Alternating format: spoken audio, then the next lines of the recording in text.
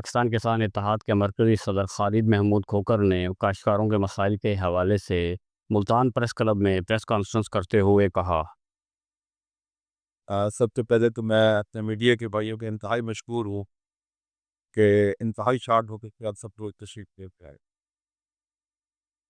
आज की press conference का मकसद इस वक्त गन्ने की कटाई शुरू होने वाली है और गंदम की बिजाई शुरू हो। ये दोनों ही अहम फसलें हैं हमारे लिए।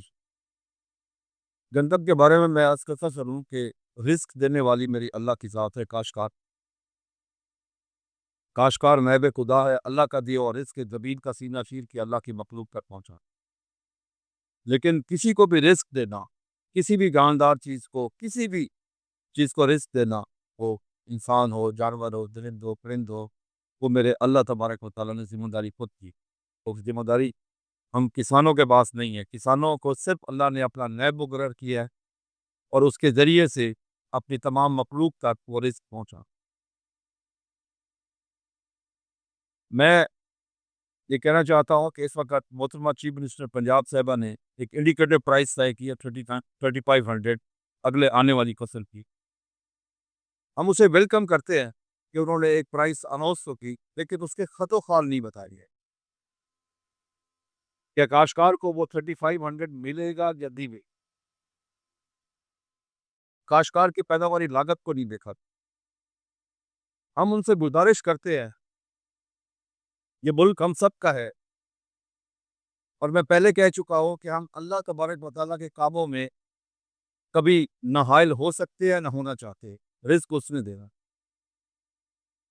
अगर हम ये कहें कि हम गंदम काश्त नहीं करेंगे तो ये सरासर के अल्लाह के हुक्म की खिलाफ वर्जी या रिज़्क मेरे रब ने देना। हम गंदम काश्त करना चाहते हैं, लेकिन हुकूमत से मोहतरमा चीफ मिनिस्टर साहिबा से हम गुज़ारिश करते हैं कि वो अपने 3500 को रिविज़िट करें। इसको दोबारा देखें, काश्तकार की पैदावारी लागत को देखें कि उसकी एक मन पे लागत क्या आती है, उसका खर्चा क्या है और उसे अगर 3500 मिले तो क्या उसे मुनाफ़ा है या नुकसान है या बराबर-बराबर में हो जाता है। फिर ये है कि क्या 3500 उसे फार्म पे रेट मिलेगा जो उसने कहीं पहुँचानी है। फिर एक चीज़ और आ रहा है कि जो इन्वेस्टर है, उसको क्या गारंटी है कि वो अगर हमसे 3500 खरीदे, तो कल को वो मुनाफ़े के साथ सेल कर सकेगा। जिस तरह इस दफ़ा हुआ है कि अगर लोगों ने इन्वेस्ट किया है, उस वक़्त हुकूमत के कहने पे गंदम खरीदी है, आज वो अपनी मर्ज़ी से गंदम फ़रोख्त नहीं कर सकते। अगर किसी काश्तकार ने उस वक़्त गंदम अपने पास स्टॉक की है, अपनी गंदम रख ली है, आज वो खुद अपनी मर्ज़ी से उसको सेल नहीं कर सकता, यानी कि जो मंडी का रेट है, वो नहीं ले सकता। फूड डिपार्टमेंट उसके पास आता है, फूड डिपार्टमेंट उसे ज़बरदस्ती गंदम उठाता है और अपनी मर्ज़ी से जाके उसे 3000 देता है और मार्केट में जाके अपनी मर्ज़ी से गंदम बेचता है।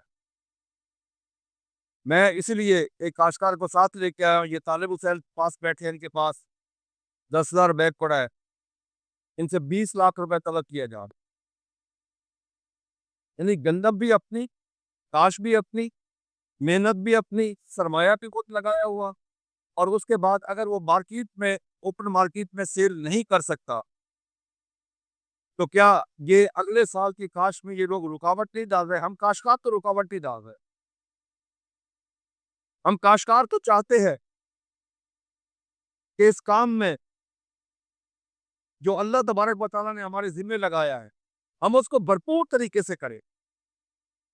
हम काश्तकार ये चाहते हैं कि हमें गंदम या कोई खाने-पीने की चीज़ बाहर से इम्पोर्ट ना करनी पड़े। हम काश्तकार चाहते हैं कि हम फूड सिक्योरिटी में खुद कफ़ील हों, क्योंकि हमारा तो शुरू से नारा है कि फूड सिक्योरिटी किसान, बॉर्डर सिक्योरिटी जवान इक्वल टू खुशहाल मजबूत पाकिस्तान। कि फूड सिक्योरिटी के बगैर आपकी नेशनल सिक्योरिटी कंप्लीट नहीं है, नेशनल सिक्योरिटी की ये फूड सिक्योरिटी हिस्सा है। लेकिन ये कोई तरीका नहीं है कि आप एक काश्तकार को उसकी मर्ज़ी का उसको बेचने ही ना दें। क्या कोई और ऐसा है, कोई ऐसी प्रोडक्शन है जिस पे आपने कंट्रोल किया हो? चीनी पे आप कितना कंट्रोल कर सके हैं?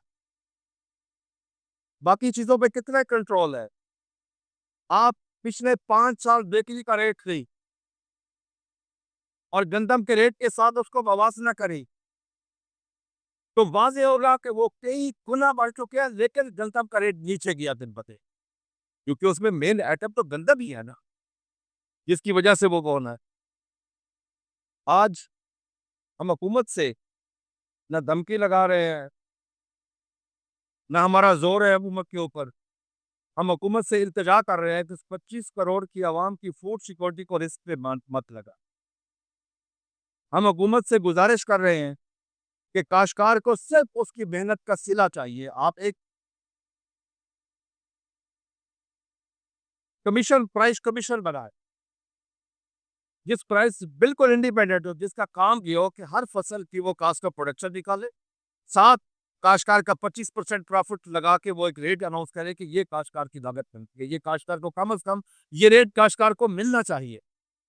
लेकिन जहाँ पर ये चीज़ नहीं हो रही, हमने जो पिछले साल कनक बेची, हमने 2024 में काश्त की, 25 में हमने हार्वेस्ट की। हमें नहीं पता था कि हमें अप्रैल और मई में रेट क्या मिलेगा। हमें उस दिन पता नहीं होता था कि हमें आज जाके मंडी में रेट क्या मिलेगा। हमारी कॉस्ट ऑफ प्रोडक्शन तो 3400 रुपए थी और हमें रेट मिल रहा था 1900, 2000, 2100 रुपए। उस वक़्त कोई गवर्नमेंट ने एक की विकेट नहीं हुई कि काश्तकार को नुकसान हो रहा है, लॉस हो रहा है। मैं कल खबर देख रहा था टीवी पे, ब्रेकिंग न्यूज़ चल रही थी, मेरा दिल दुखा उस वक़्त।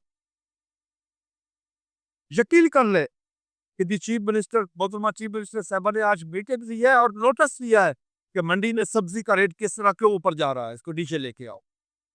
काश जब हमारी गंदम का रेट हमारी पैदावारी लागत से कम था तो उस वक़्त भी मोहतरमा चीफ मिनिस्टर साहिबा, मोहतरम प्राइम मिनिस्टर साहब इस चीज़ का नोटिस लेते कि काश्तकार को उसकी लागत नहीं मिल रही। काश्तकार को उसके बच्चों का इलाज नहीं मिल रहा, काश्तकार को उसके बच्चों की तालीम नहीं मिल रही, काश्तकार अपने बच्चों को एक खुराक लेके नहीं दे सकता, काश्तकार अपने बच्चों को कपड़े नहीं पहना सकता, काश्तकार अगली फसलों पे खर्च नहीं कर सकता।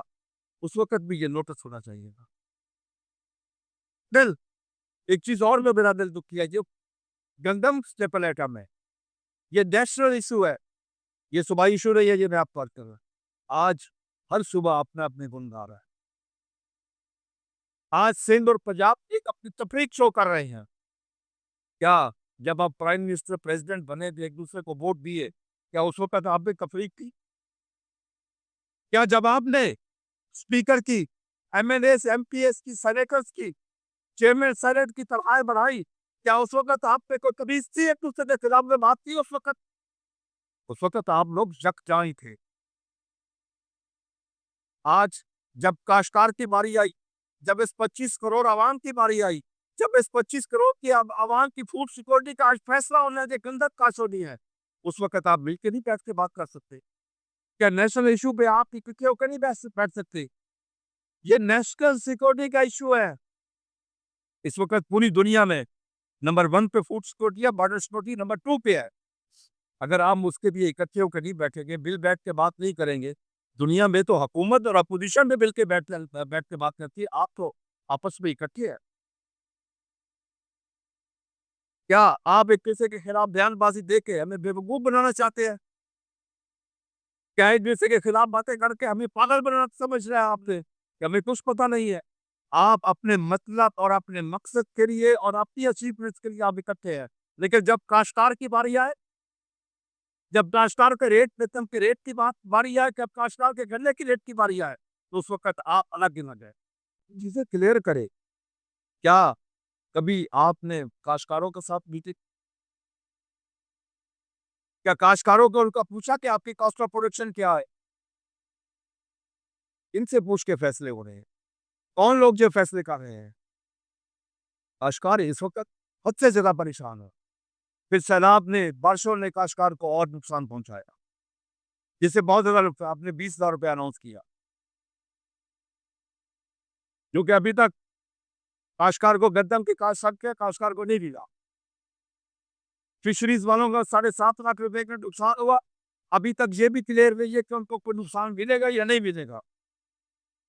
जबकि हमारे दुश्मन मुल्क में इंडियन रुपीज़ में 20,000 रुपए उनको मिल गया है, सैलाब वालों को। इंडियन रुपीज़ में, वो पाकिस्तानी को 70-75 हज़ार रुपए बनता है। हमें दुनिया के साथ लेवल प्लेइंग फील्ड तो दे। हम यूरिया का बैग खरीदें तो 4,300 रुपए का, इंडियन काश्तकार पाकिस्तानी रुपीस में 884 रुपए आज का रेट है इसका, पाकिस्तानी रुपीस में। हमारा डीएपी का रेट 15,000 रुपए का, इंडियन काश्तकार का पाकिस्तानी रुपीस में 4,000 रुपए।